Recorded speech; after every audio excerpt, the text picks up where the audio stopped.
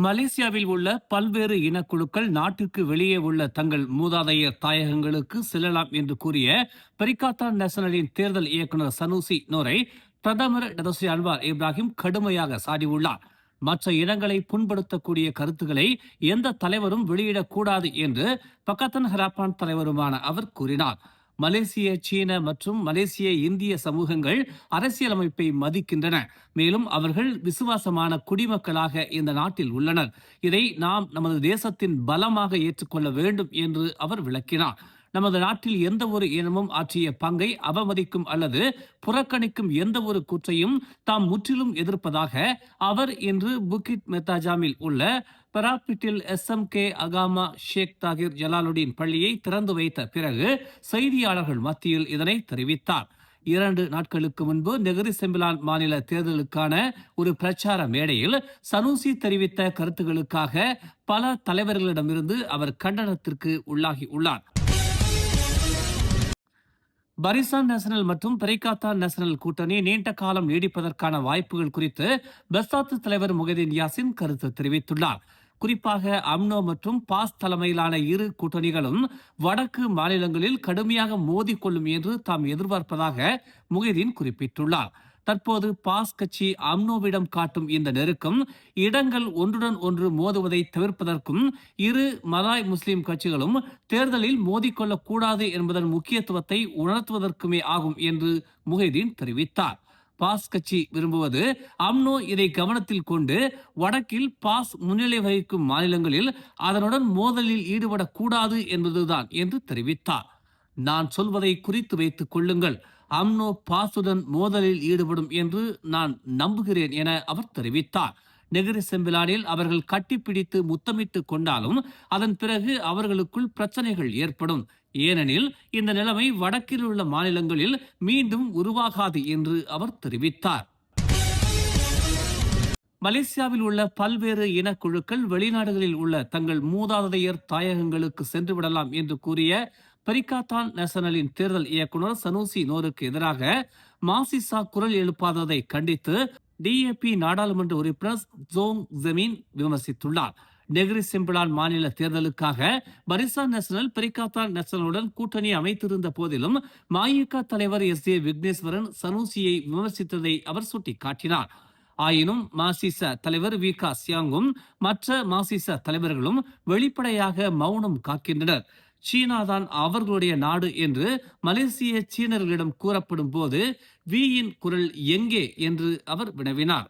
தனது சொந்த அரசியல் கூட்டாளியே லட்சக்கணக்கான மலேசிய குடிமக்களை மற்றொரு நாட்டிற்கு சென்றுவிடக்கூடிய வெறும் விருந்தினர்களைப் போல நடத்தும் போது மாசிசாவின் தைரியம் எங்கே என்று அவர் வினவினார். நெகிரி செம்பிலான் தேர்தலில் பரிசான் நேஷனல் மற்றும் பெரிகாத்தான் நேஷனல் கட்சிகளுக்காக பிரச்சாரம் செய்வதை விடுத்து கெடாவை நிர்வகிப்பதில் கவனம் செலுத்துமாறு பரிசான் நேஷனல் தலைவர் அமாட் ஜாகிட் அமிடி பெரிகாத்தான் நேஷனல் தேர்தல் இயக்குனர் சனூசி நோருக்கு அறிவுரை வழங்கியுள்ளார். மலாய்க்காரர்கள் அல்லாதோரின் விசுவாசம் குறித்து சனூசியின் கருத்துகளால் கிளம்பிய சர்ச்சைக்கு பதிலளித்த ஜாகிட் கெடா மந்திரி பசாரின் கருத்துகள் பொருத்தமற்றவை என்றும் மலேசியாவின் பன்மைத்துவ சமூகத்தில் அமைதியின்மையை அவை ஏற்படுத்தக்கூடும் என்றும் சுட்டிக்காட்டினார். எனவே பாஸ் கட்சியின் தேர்தல் இயக்குனர் கெடாவில் தனது நிர்வாக பணிகளில் மட்டுமே கவனம் செலுத்த வேண்டும் என்று அவர் பரிந்துரைத்தார். பல்லின சமூகத்தில் நல்லிணக்கத்தை பேணுவதற்கு சனூசி போன்ற ஒரு தலைவர் பொதுவெளியில் வெளியிடும் அறிக்கைகள் குறித்து மிகவும் கவனமாக இருக்க வேண்டும் என்று ஜாகித் கேட்டுக்கொண்டார். அவர் இந்த நாட்டில் உள்ள மற்றவர்களின் இனம், மதம், கலாச்சாரம் அல்லது பின்னணியை பற்றி பேச வேண்டிய அவசியம் இல்லை என்று கூறினார். பல்வேறு பின்னணிகளில் இருந்து வரும் மலேசியர்களின் பன்முகத்தன்மை தெய்வீகமாக விதிக்கப்பட்டது என்று தாம் உறுதியாக நம்புவதாக ஜாகித் மேலும் கூறினார். நெகிரி செம்பிலான் மாநில தேர்தலுக்காக இரு கட்சிகளுக்கும் இடையே ஏற்படுத்தப்பட்ட உடன்படிக்கை அடுத்த பொது தேர்தலிலும் தொடர்வதை உறுதி செய்ய அம்னோ மற்றும் பாஸ் கட்சியின் இளைஞர் பிரிவுகள் முயன்று வருவதாக தெரிவிக்கப்பட்டுள்ளது. நெகிரி செம்பிலான் தேர்தலுக்கான தங்களது பிரச்சாரம் குறித்து விவாதிப்பதற்காக இரு பிரிவுகளின் தலைமைகளும் நேற்று சந்தித்ததாக பாஸ் கட்சியின் இளைஞர் தேர்தல் இயக்குனர் தெங்கு ஃபக்ருடின் தெங்கு ஃபவுசி தெரிவித்தார்.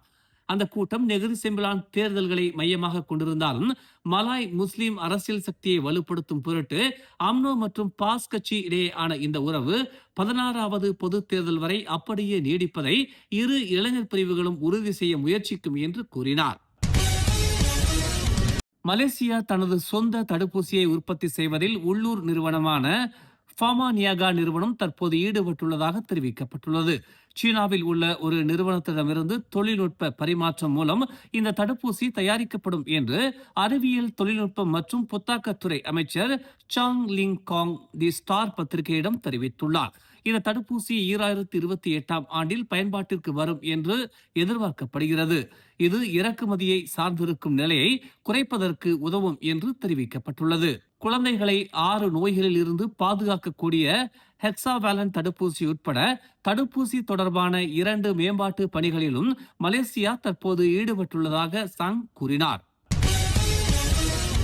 பல மணி நேர தொடர் கனமழையை தொடர்ந்து சபாவின் தாவா மற்றும் மலாக்காவின் சில பகுதிகளில் ஏற்பட்ட வெள்ளத்தால் நூற்றுக்கணக்கான குடியிருப்பாளர்கள் நிவாரண மையங்களுக்கு வெளியேற்றப்பட்டுள்ளனர்.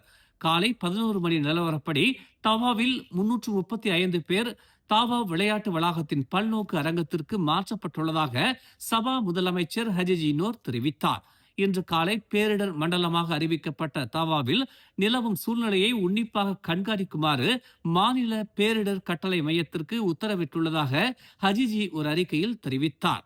மலாக்கா, தெங்கா மற்றும் ஜாசீனில் 2 நிவாரண மையங்கள் திறக்கப்பட்டுள்ளதாகவும் அவற்றில் ஒன்று வெள்ளத்தால் பாதிக்கப்பட்டவர்களுக்கு அடைக்கலம் அளித்துள்ளதாகவும் மற்றொன்று வெளியேற்றப்பட்டவர்களை பதிவு செய்து வருவதாகவும் மலாக்கா பேரிடர் மேலாண்மை குழு தெரிவித்துள்ளது. இன்று அதிகாலை முதல் மலாக்காவில் கனமழை பெய்து வருவதாக பெர்னாமா செய்தி வெளியிட்டுள்ளது.